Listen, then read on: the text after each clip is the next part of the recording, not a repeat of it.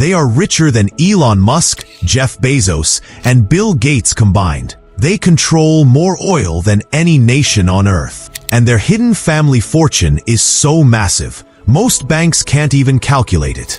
This is the trillionaire life of Saudi Arabia's royal family, and the truth behind their wealth will leave you speechless. The House of Saud isn't just the richest family in the world. They are the most powerful dynasty alive today. With over 15,000 royal members, they control Saudi Arabia, one of the wealthiest countries on Earth, and have access to unimaginable levels of money. Officially, the family claims no personal ownership of Saudi Arabia. But the truth? They directly control Saudi Aramco, the world's most profitable company, worth over $7 trillion.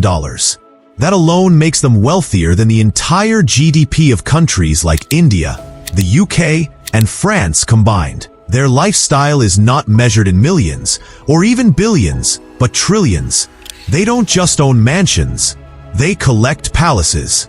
They don't travel on private jets, they buy entire fleets. Their jewel collection includes diamonds never sold to the public. They host parties where even billionaires are not invited. And at the front of this colossal empire stands one man, the modern prince of power and wealth, Mohammed bin Salman, also known as MBS. Now here's where things get really interesting. Let's talk about wealth at a royal level. The House of Saud has been in power since 1932. They built their fortune from one thing: oil. In the deserts of Saudi Arabia lies 17% of the world's oil supply, and they own all of it. MBS doesn't live like a billionaire. He lives far beyond what money can buy. His main home isn't a mansion. It's a kingdom inside a kingdom. His palace in Riyadh is bigger than some US towns. Inside, gold-plated walls, Italian marble floors, private hospitals, and secret underground tunnels. But that's just the beginning. Hidden on the Mediterranean coast of France is a mysterious castle called Chateau Louis XIV. This isn't an old royal castle. It was built in 2015 and is considered the most expensive home ever built, valued at over $300 million. Guess who bought it? Mohammed bin Salman.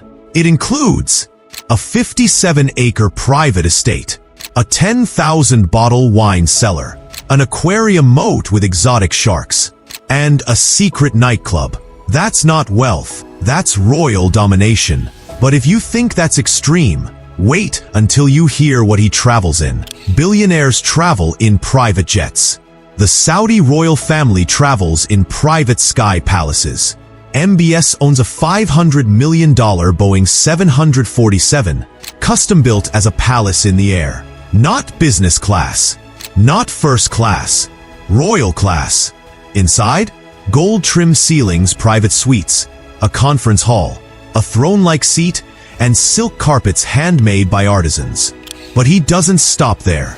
The family owns over 80 private jets, including multiple Airbus A340s, one of the largest private aircraft on Earth. They also own yachts bigger than cruise ships. The most famous of them all? Serene, valued at $500 million. Originally built for a Russian billionaire, MBS casually bought it after seeing it on vacation in France. No negotiation, no delay. He simply transferred the money and took the yacht home. This yacht has multiple swimming pools, a submarine, 2 helipads, a full spa and medical center, its own beach club. While most billionaires own 1 or 2 luxury cars, the Saudi royals have garages bigger than car dealerships. Think Bugatti, Rolls-Royce, Maybach, Lamborghini, hundreds of them. Some models are not even available for sale to the public. Custom gold-plated interiors, diamond-studded dashboards. This is not transportation. This is royal perfection. But all of this is nothing compared to what MBS is building next. A project so futuristic it sounds impossible. Welcome to NEOM, a $1.5 trillion megacity built from scratch in the Saudi desert. While other countries build cities over centuries, the Saudi royals are building one in a decade. And it's not just a city, it's a new world engineered by MBS. NEOM features The Line, a 170-kilometer-long glass city with no cars and no roads. Trojena, a high-altitude ski resort in the desert. Oxagon, a floating industrial city on the Red Sea. Luxury islands for private royals and elite guests. MBS isn't competing with Dubai. He isn't competing with America or China. He is designing the future of civilization, and he's paying for it in cash. But NEOM is not the only mega project. The royal family owns over 6 private cities, 24 palaces, 6 mega yachts, multiple $100 million paintings, and rare art collections kept in underground vaults. They even purchased Leonardo da Vinci's Solvitor Mundi for $450 million, the most expensive painting ever sold, and no one knows where it is today. Their money is not in banks. Their money builds empires. So what does all of this mean for the rest of the world?